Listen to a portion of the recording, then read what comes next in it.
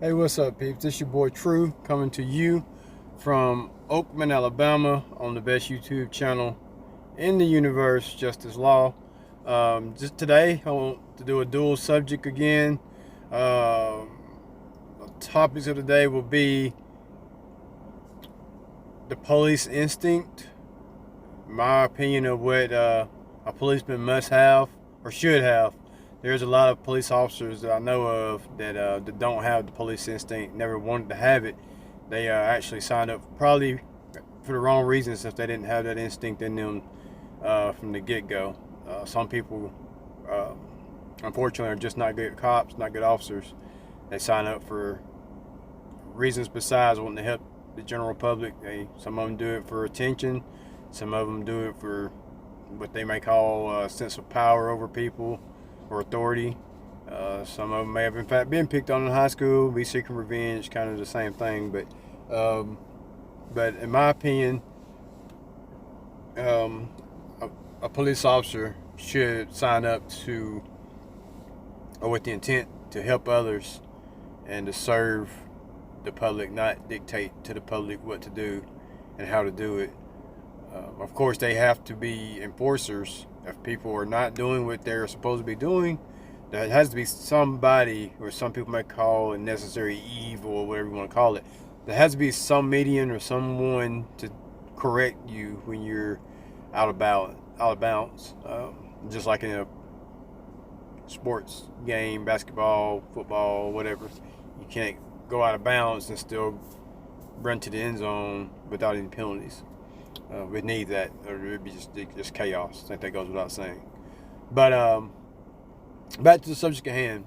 But I believe an officer, and keep in mind, I'm not exactly a seasoned, what I would call a seasoned veteran. I'm going on 5 years, but I've been around the best officers I could possibly imagine.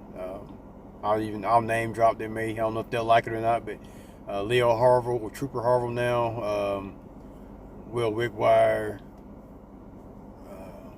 Lieutenant Dozier.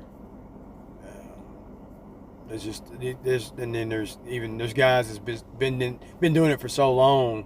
I know guys that have been policing for close to like 25 years. Some of them are retired now, of course, but there's still some working at Jasper, where I worked at some years ago, that are still doing it, and they're just some of the finest human beings I've ever met. They have very high standards. I'm not saying every officer I've worked with is good people. They're just like normal people. You got good and you got bad. But honestly, I'm here to promise you, for the most part, the officers I work with have been top-notch citizens, and would do anything for anybody. And that gets us to the point that I'm trying to make. An officer, a real police officer, when you sign up, you should already have the instinct. Or you may have it and not know it, but you should be the type of person that would run toward danger when it involves saving someone else without a second thought. I mean, of course, you need to think out the scenario, how you're going to handle it once you get there, but you'll probably be doing it on your way if you have that instinct, and it just comes natural. You hear somebody screaming, if a real man, not just an officer, a real man hears a woman scream, or a man scream, anybody scream, kid scream, they're going to immediately run to that threat. Some people would do it armed or not, and try to fix the situation, help whoever needing help. That's just part of being a real man, not so much the officer. So I guess I should backtrack that a little bit. You don't really have to be a real officer to have that instinct, but it helps tremendously. And I imagine it will help as far as being a soldier as well. I don't know what you call it. I don't know if you call it it's part of being an alpha male or what, but you definitely need that. Another thing that would be great to have is a heightened sense. Someone that's aware of their surroundings all the time. That don't mean like looking around all the time, seeing if somebody's coming or whatever, all paranoid and geeking out. It's just your peripheral vision is widened, and your sense, you're not just a person that just thinks the world is full of lollipops and rainbows. You realize there's danger in the world, and you stay aware of your surroundings at all times. I mean, it don't hurt to glance over here just to see, make sure nothing's changed. Just check your surroundings, but also you need to have that sense, though. that sense that you don't even like. If someone's walking up behind you, you need to be able to feel that. And I know there's a lot of people that do. A lot of people have a heightened sense. That's what it is, a heightened sense.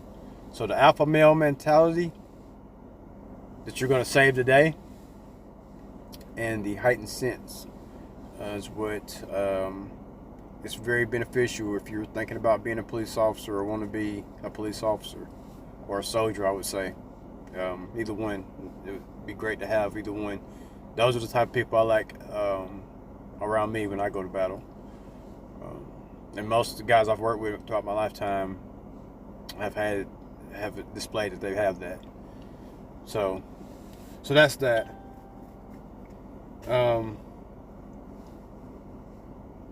So it doesn't hurt to have those two qualities, but in general, you also, one thing I almost left out, it really would help if you were just a genuine person also, someone of good character, don't lie, steal, stuff like that, and you actually care. You have to care about people. You can't just go to work, write tickets all day to people and just don't have a second thought about it. You got to actually realize this person's got to go to court. They got to take time out of their day to go to court, and then they may have the fines they got to pay, and maybe even go to jail behind this ticket you're writing, because they may not go to court and might get a warrant. Who knows? They may skip their court date or forget their court date.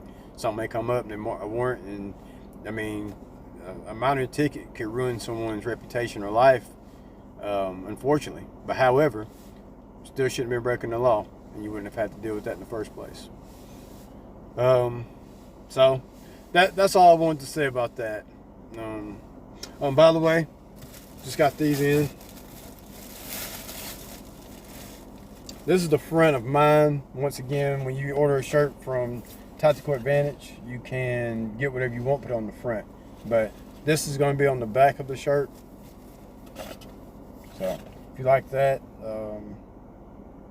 feel free to put your order in. You can call to have it put in, or contact us through Facebook or Instagram, and we'll ship that out to you anywhere in the States, even California.